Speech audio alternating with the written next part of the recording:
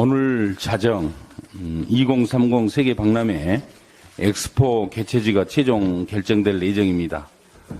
지난 900일간 부산 엑스포 유치를 위해서 대한민국 국민 모두가 발벗고 달려왔습니다.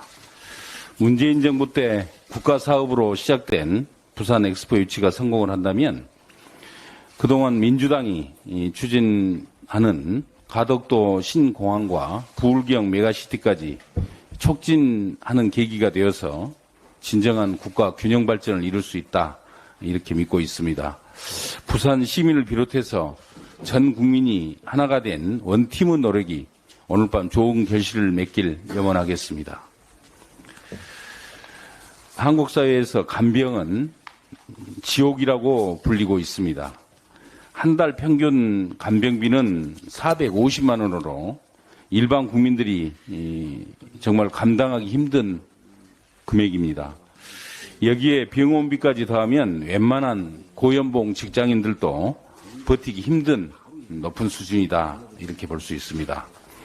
어렵게 간병인을 구한다고 하더라도 마음을 놓을 수도 없습니다. 의료법에 간병인에 대한 자격 여건에 대한 규정이 따로 없어서 전문성을 보장하기 어려운 실정이기 때문에 그렇습니다. 심지어는 간병이 힘든 환자들의 경우에는 무리하게 간병비를 올리는 경우도 많습니다. 간병인 중개에 대한 구체적인 조항이나 표준 계약서가 따로 없기 때문에 그렇습니다. 결국 가족들이 스스로 나서서 간병을 해야 되는 경우가 비일비재합니다. 간병을 하는 가족들은 직장이나 가족에 대해 충실하지 못해서 더 큰 어려움을 겪게 됩니다.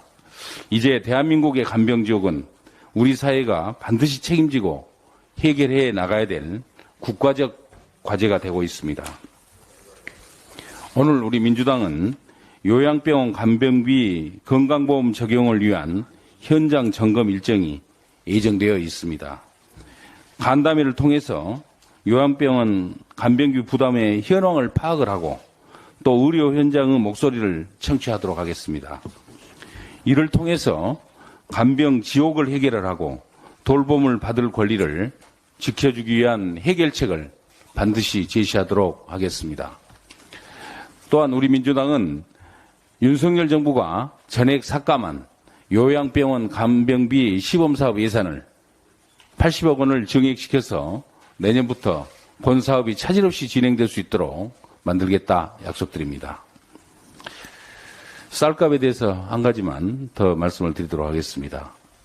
작년 전국의 농민들은 정부의 남은 쌀에 대한 시장 격리가 미흡해서 유례없는 쌀값 폭락을 경험을 했습니다. 그런데 올해도 또 걱정입니다. 쌀값이 다시 20만 원 이하로 떨어졌기 때문입니다. 더불어민주당은 지난 4월 이와 같은 쌀값 폭락이 더 이상 발생하지 않도록 양곡관리법 개정안을 국회 본회의에서 의결한 바 있습니다. 그렇지만 윤석열 대통령은 양곡관리법에 대한 거부권을 행사했었습니다. 이에 우리 농민들이 반발이 크자 정부는 올해 쌀값만큼은 반드시 20만 원 이상으로 만들겠다, 큰소리치고 약속을 했습니다. 그러나 지난 15일 기준쌀값이 이미 19만 원대로 떨어지고 말았습니다. 정부 여당의 쌀값 방치가 또 쌀값 폭락으로 이어졌음에도 아직까지 대안을 내놓지 않고 있는 것이 있습니다. 우리 농민들은 여전히 쌀값 폭락 그 위험에 무방비로 노출되어 있습니다. 그 결과 지난해 농업소득이 26.8%나 하락을 했습니다. 비료비, 농약비, 기름값은 급등을 했지만 쌀, 한우 등 대표적인 농산물 가격이 하락했기 때문입니다. 여기에다 정부의 농민만 잡는 물가 대응책, 우리 농민들을 두 번 죽이고 있습니다. 정부는 지금 당장 농협과 민간 RPC가 보유하고 있는 조곡을 원가에 인수하겠다는 조치를 취해야 합니다. 그래야 농민들의 또 농협의 쌀 시장 투매가 방지가 되어서 쌀값을 조기에 안정시킬 수 있습니다. 또한 더 이상 쌀값 폭락 악순환이 지속되지 않도록